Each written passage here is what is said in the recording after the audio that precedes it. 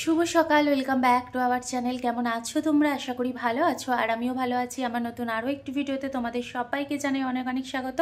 আর আজকে কিন্তু আমি ঘুম থেকে উঠেছি ভোর 4টের সময়। ভোর 4টের সময় ঘুম থেকে ওঠার একটা কারণ আছে। তোমাদের দাদাভাই ফোন করেছিল ডিউটি যাওয়ার জন্য, তো আমাকে তুলে দিয়েছে আর তখনই উঠে পড়েছি।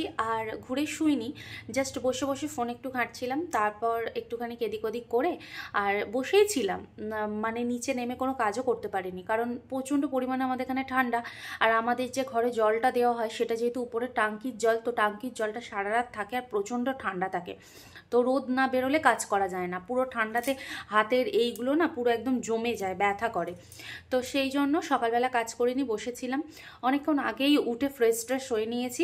এখন বিছানা গোছাবো। এই যে দেখো বিছানার হালত এখন এই, তো এখন বিছানাটা গোছগাছ করবো। তো চলো বিছানাটা গোছগাছ করে নিই। আজকালকার যুগে বিনা দোষে ধমকি পেতে হয়, আর ধমকি পেতে পেতে মন থেকে ভয়টাই চলে গেছে। কিসের ধমকি পেয়েছি, কি ধমকি পেয়েছি, সবটাই ভিডিওর মাধ্যমে তোমাদের জানাবো। তার আগে চলো আমি কাজগুলো সেরে নিই। সকালবেলা ঘুম থেকে উঠে বাসি কাপড় পাল্টানোর পর বিছানা টিছানা গুছিয়ে নিচ্ছি। বিছানা গোছ কাজটা একটা রীতিমতো রোজের কাজ হয়ে গেছে। আর একটা বিশেষ যেটা কাজ, সেটা হলো সকালবেলা ঘুম থেকে উঠে আমরা কি খাবো। ঘুম থেকে উঠে মুখ ধুয়ে গরম জল খাই। খাওয়ার পর ব্রেড এনে রেখেছিলাম, ব্রেডের সাথে চা নিয়ে এখন বসেছি। এই গোল ব্রেডগুলো খুব ছোটোবেলায় খেতাম, এখন কিন্তু আর খাওয়া হয় না। বেলার বাজার নিয়ে চলে এসেছি। সকালবেলা গিয়েছিলাম একটু বাজার করতে, আর বাজার করতে গিয়ে আমার শরীর প্রচণ্ড খারাপ হয়ে গিয়েছিল।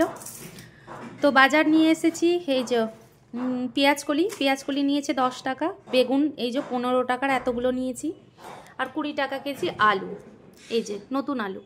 আর অনেক নিয়েছি মাছ, এই যে এখানে যেমন পুঁটি মাছ নিয়েছি। পুঁটি মাছ খেতে আমার অনেক পছন্দ লাগে, ঝাল খেতে। এই যে বেশ বড় বড়ই পুঁটি মাছ নিয়েছি। সঙ্গে নিয়েছি এখানে খয়রা মাছ, এই যে খয়রা মাছ, বড় বড়ই খয়রা মাছ আছে, খয়রা মাছ নিলাম। আর এখানে আছে পাঙ্গাস মাছ, পাঙ্গাস মাছটা একটু পরে কাটবো। তো হেসে নাস্তা করলাম, তোমরা তো দেখলে। তো এখন বাজার টাজার কাটার পালা। তো এখন বাজার টাজার কাটাকুটি করে নিই, কাজপত্রগুলো করি, তারপর তোমাদের সামনে আসি। যখন ছিল বয়স কম, যখন খুব কম বয়সে স্কুল টুলে পড়াশোনা করতাম, তখন ভাবতাম সারাদিনে মায়েদের আর বাড়িতে কি কি কাজ থাকে, সেই তো রান্না বান্না খাওয়া কাচাকুচি করা ছাড়া আর কি কাজ থাকে।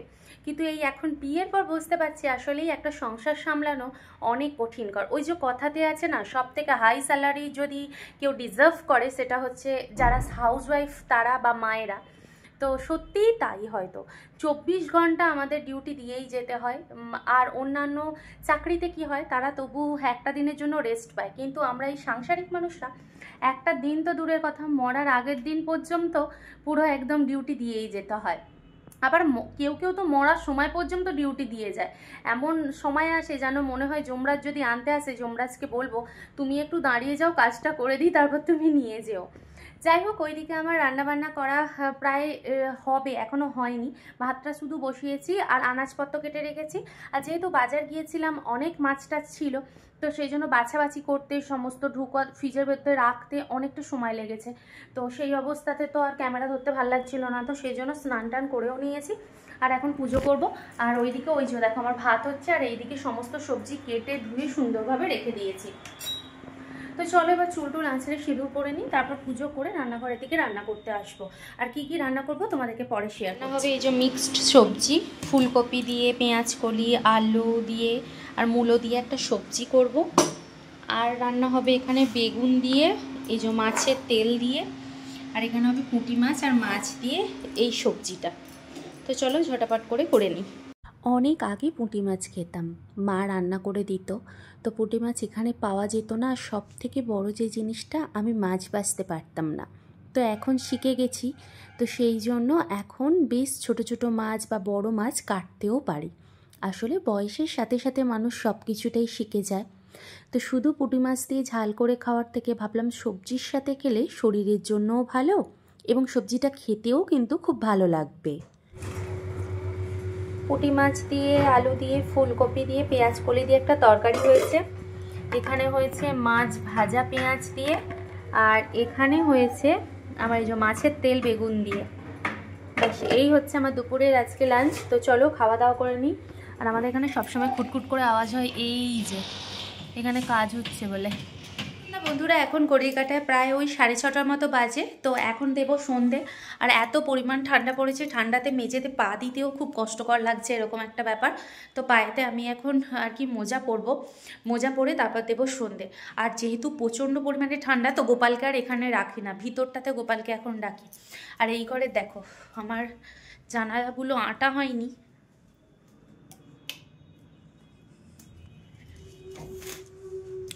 এত পরিমাণ ঠান্ডা, এত পরিমাণ ঠান্ডা, এই ঠান্ডা মনে হয় এবছর প্রচণ্ড পরিমাণে পড়েছে।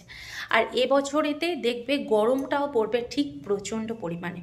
তো ঠিক আছে, চলো এখন সন্ধে টন্ধে দিয়ে দিই, দিয়ে তারপর তোমাদের সামনে আসছি।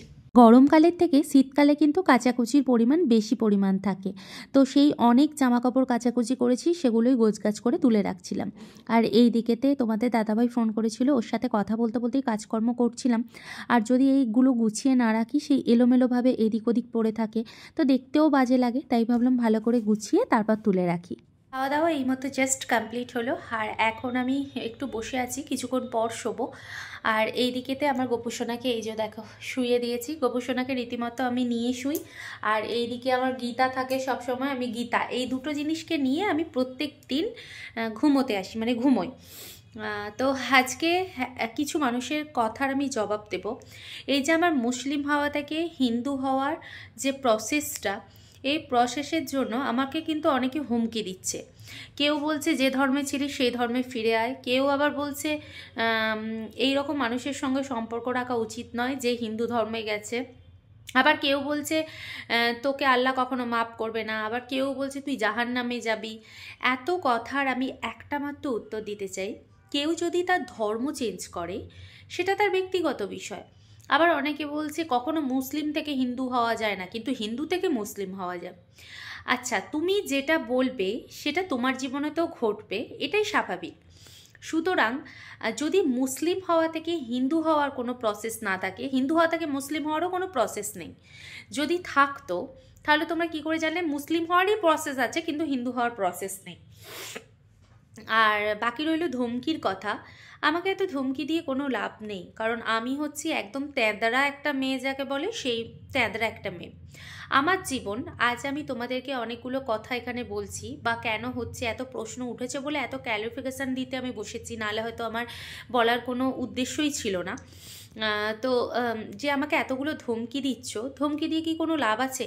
অলরেডি আমি মুসলিম থেকে হিন্দু হয়ে গেছি, আর আমি হিন্দু ঘরের বউ অলরেডি রয়েছি। আর বাকি রইল মুসলিমের কথা। আমার মায়ের সঙ্গে কিন্তু আমার সম্পর্কটা অন্তরের, নাথিং জন্মের।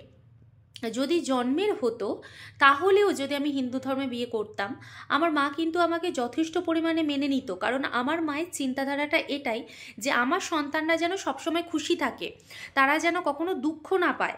যদি সে কখনো দুঃখ পায় তাহলে সে সারা জীবন সেই কষ্ট পাবে, আর 5 জন সেটাকে ভোগ করবে না। সুতরাং আমি হিন্দু বা আমি মুসলিম, বা আমাকে যে ধমকিগুলো দিচ্ছ এগুলো দেওয়া প্লিজ বন্ধ করো, কারণ এরকম ধমকি দিয়ে কোনো লাভ নেই। কারণ আমি দমবার পাত্তি নয়, আর আমি ফিরে যেত, আমি মুসলিম ধর্ম যে গ্রহণ করবো এই এত ধমকি শুনে সেটাও না, কারণ আমি জন্মগতই হিন্দু, আমি প্রথম থেকেই বলে আসছি, আর আমি এখনও হিন্দু। শুধুমাত্র মায়ের আর আমার সম্পর্ক হয়, এবং তিনি মুসলিম বলে বা আমি হিন্দু বলে এতগুলো কথা আমাদের দুজনকে বলার কোনো মানেই হয় না। আর বাকি রইল হচ্ছে আমার জাহান্নামের কথা, সেটা তো ভগবান লিখে রেখেছে, আমি জাহান্নামে যাব নাকি জান্নাতে যাব। আর আল্লাহ আমাকে মাফ করবে কি করবে না সেটাও তো আল্লাহই খুব ভালো করে বলতে পারবে। শুধুমাত্র সময়ের অপেক্ষা করতে হবে, আর সময়ের অপেক্ষায় দেখতে হবে যে আসলে সে আমাকে মাফ করেছে কি করেনি। তো যাই হোক, তোমরা যারা ধমকি দিচ্ছ প্লিজ আমাকে আর ধমকি দিও না। আর আমাদের দুজনকেই আমরা ভালো আছি, আমরা আমাদের দুজনের সম্পর্ক নিয়ে খুব খুশি রয়েছি, এবং খুব গর্বের সাথে সবার কাছে বলতে পারি, কারণ আমরা মা মেয়ে, এবং আলাদা ধর্মের মানুষ হয়েই বা আলাদা কাস্টের মানুষ হয়ে আমরা দুজন দুজনের প্রতি এত ভালোবাসা, এটাই আমাদের কাছে অনেক উল্লেখযোগ্য। মানুষ যে শুধু পেট থেকে জন্ম দিলেই মা ছেলের মধ্যে সম্পর্ক ভালো হয় সেটা কিন্তু ভুল কথা। আজকালকার যুগে দাঁড়িয়ে তো আমি দেখতে পাচ্ছি যে সন্তান অনেক লেখাপড়া শিখিয়েছে, মা জন্ম দিয়ে লেখাপড়া শিখিয়ে সে বিদেশে গিয়ে বউকে নিয়ে বেশ আয়েস করছে, কিন্তু তার মাকেও দেখছে না, বাবাকেও দেখছে না। তাহলে সেখানে ধর্ম বাদ বিচারের কি আছে? তো যাই হোক বন্ধুরা, আজকের ভিডিওটা এতটুকু। কেমন লাগলো অবশ্যই কমেন্ট বক্সে জানিও, আর প্লিজ ধমকি দিও না। ভালো থেকো, সুস্থ থেকো, আর যদি কোনো প্রশ্ন থেকে থাকে অবশ্যই কমেন্ট বক্সে কমেন্ট করো। ভালো থেকো।